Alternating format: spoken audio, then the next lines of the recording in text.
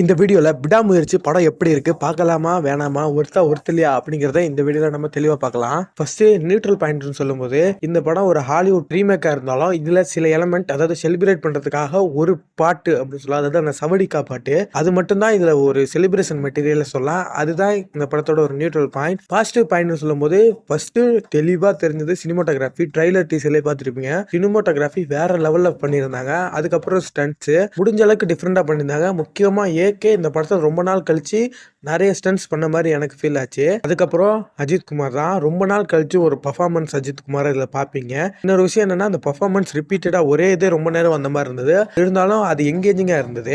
Negative point பார்க்கும்போது நிறைய விஷயங்கள் இருக்கு. அதுல முக்கியமான ஒன்று ரொமான்டிக் போர்ஷன் தான். ஃபர்ஸ்ட் ஹாஃப்ல ரொமான்டிக் போர்ஷன் ஒரு 30 மினிட்ஸ் வரும். ஃபர்ஸ்ட் இருந்த நியூஸ் படி இந்த பிளாஷ்பேக் ரொமான்டிக் போர்ஷன்லாம் படத்தோட இடையில வரும் அப்படின்னு சொல்லியிருந்தாங்க. இந்த மாதிரி இவங்க எடிட் பண்ணியிருந்தாங்கன்னா இன்னும் சூப்பரா இருந்திருக்கும். ஆனா இதுல ஃபர்ஸ்ட் ஆரம்பிக்கும் போது இந்த மாதிரி ரொமான்டிக் போர்ஷன் இருந்ததுனால படம் ஸ்டார்டிங்ல ரொம்ப லேகா இருந்து என்ன கேட்டீங்கன்னா என்னோட சஜஷன் ஸ்டார்டிங்ல படிக்க பாட்டு அதை தொடர்ந்து சில ரொமான்டிக் போர்ஷனோட முடிச்சிருக்கலாம். ஆனா இவங்க ரொம்ப போட்டிருந்தாங்க. அதுதான் ரொம்ப லேக் ஆனிச்சு. அதுக்கப்புறம் ஃபர்ஸ்ட் ஹாஃப்ல நிறைய கொஸ்டின்ஸ் நிறைய விஷயங்கள் அவங்க மேக் பண்ணிருப்பாங்க. அது செகண்ட் ஹாஃப் ஸ்டார்டிங்லேயே செகண்ட் ஹாஃப் ஆரம்பிச்ச உடனே அந்த கொஸ்டின்ஸ்லாம் ஆன்சர் பண்ணி செகண்ட் ஹாஃப் கொஞ்சம் ஸ்டார்டிங் கொஞ்சம் லேக் ஆகிற மாதிரி ஃபீல் ஆனாலும் போக போக இன்னும் இன்ட்ரெஸ்ட் ஆகி கிளைமேக்ஸ்லாம் ரொம்ப சூப்பராக முடிச்சாங்க. அதாவது செகண்ட் ஹாஃப் ரொம்ப ஃபாஸ்ட்டாக இருந்து ஃபர்ஸ்ட் ஹாஃப் ரொம்ப ஸ்லோவாக இருந்து கேட்டிங்கன்னா இந்த படம் ஆவரேஜ் டு ஓகே லெவல்னு சொல்லுவேன்.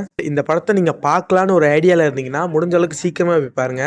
ஏன்னா இந்த படத்தெல்லாம் செலிப்ரேஷனோட பார்த்தா தான் நல்லா இருக்கும். தனியாக பார்க்கும்போது நமக்கு கண்டிப்பாக லேக் ஃபீல் ஆகும். முடிஞ்ச அளவுக்கு சீக்கிரமாக இப்போ பாருங்க. இந்த வீடியோவில் அதோட ஸ்டோரி லைனை பற்றி சொல்லாத காரணம் எல்லா யூடியூப் சேனலையும் தான் சொல்லிட்டு இருக்காங்க.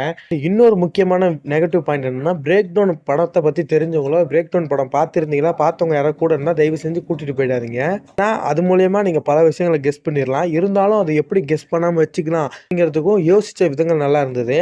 அதுக்காக ஒரு கேரக்டர் வந்ததுலாம் ரொம்ப சூப்பராக இருந்தது. அதாவது பிரேக் டவுன் படத்தில் இல்லாத ஒரு கேரக்டர் இருக்கு கன்ஃபியூஷனை மேக் பண்றதுக்காக வரைக்கும் நல்லா இருந்து படம் ஓவராலா பார்த்தா ஆவரேஜ் டு டீசன்ட் தான். 10க்கு 1 to 8 பாயிண்ட்ஸ் தரலாம்.